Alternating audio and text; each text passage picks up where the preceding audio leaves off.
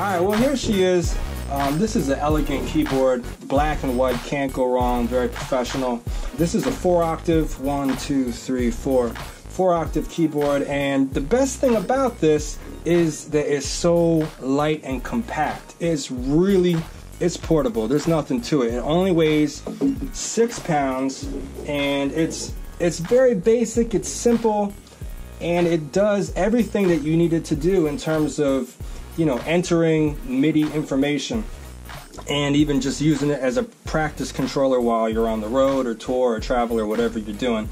If you need a keyboard, you know, this is like your best option on the fly. So let me turn it around and show you exactly what's on the back.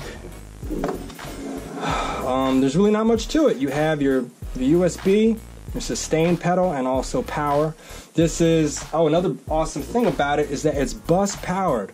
So there's no plugs except for the USB wire. And for those of you that have kind of been out of the keyboard game for a while, they have it down to a science.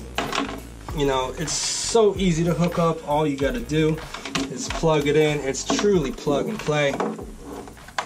And you know, once you plug it in and start up your workstation, you're good to go. I mean, it doesn't get any easier than that.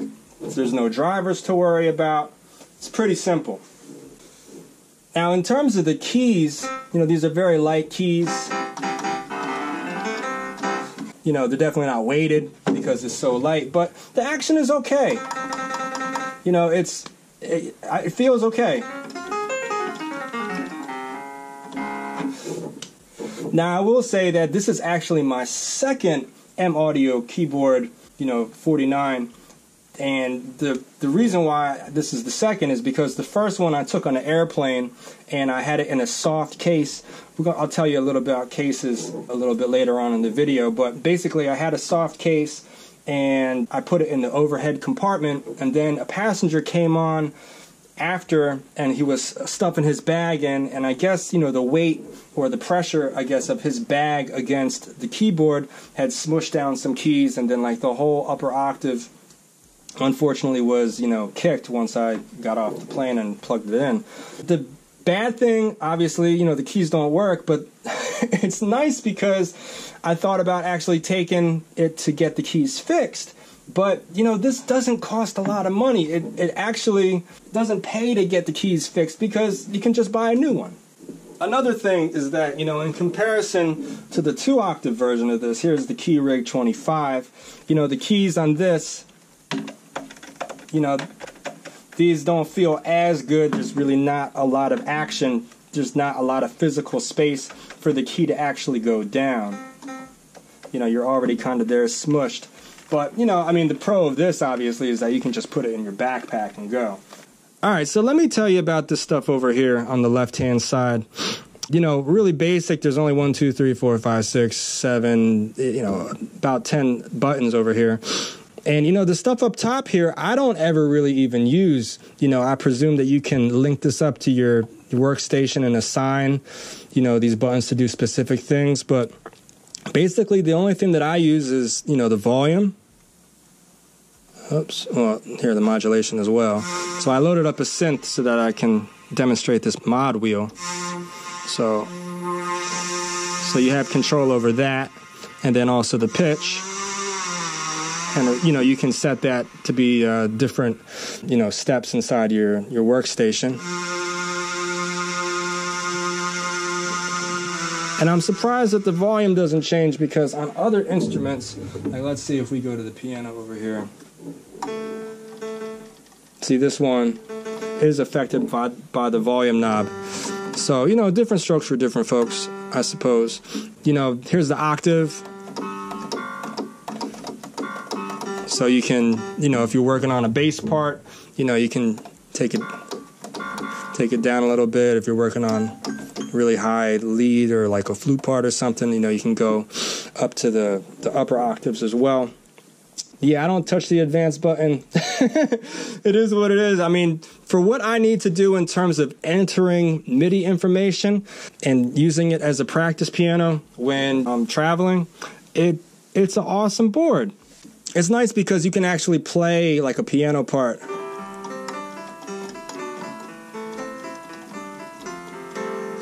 And have like the voicing, so you don't have to draw it in. And you know, if you can actually play keys, it's a great little board to get your ideas down. All right, now in terms of carrying it, you know, you got a lot of different options, but you know, I recommend getting like a case.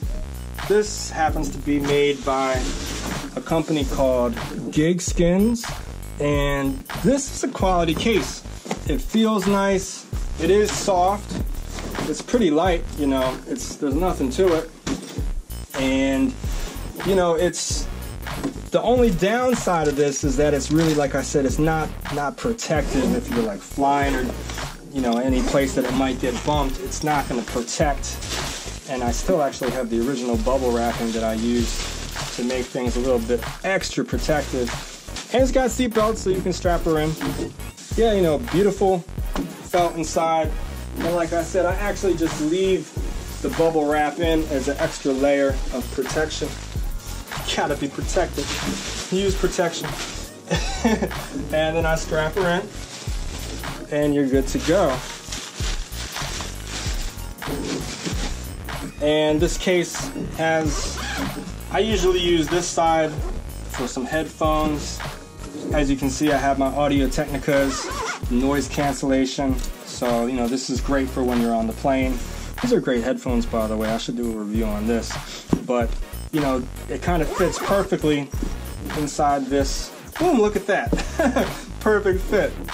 So, you know, you got your headphones. Then this compartment is, I didn't even know I had this, another USB wire in here. And you can throw a lot of other stuff as well, like maybe a pedal, or, you know, it's a pretty large container. And then there's this cool zipper here. We'll put some other stuff in there.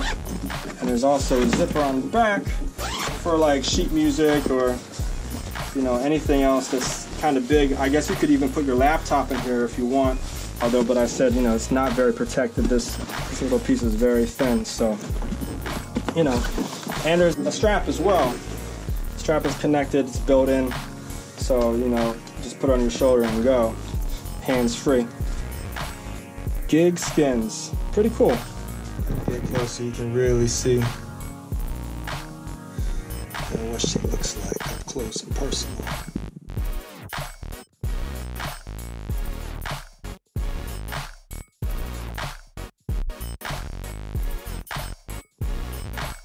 And if you were curious what, you know, the back side looked like, here it is.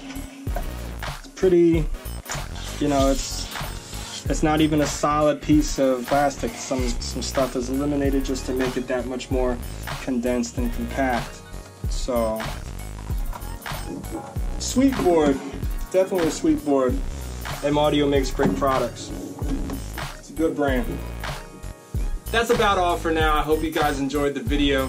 If you liked it, if you learned something about this beautiful workstation, give me a thumbs up, subscribe to the channel. I do this, or I'm getting into doing it a little bit more frequently. I'm reviewing all my favorite gear that I personally own, and also, you know, checking out some new stuff that's coming out as well. And if you actually want to buy one for yourself, click on the link in the description below. It helps me out a lot, and I really appreciate the support.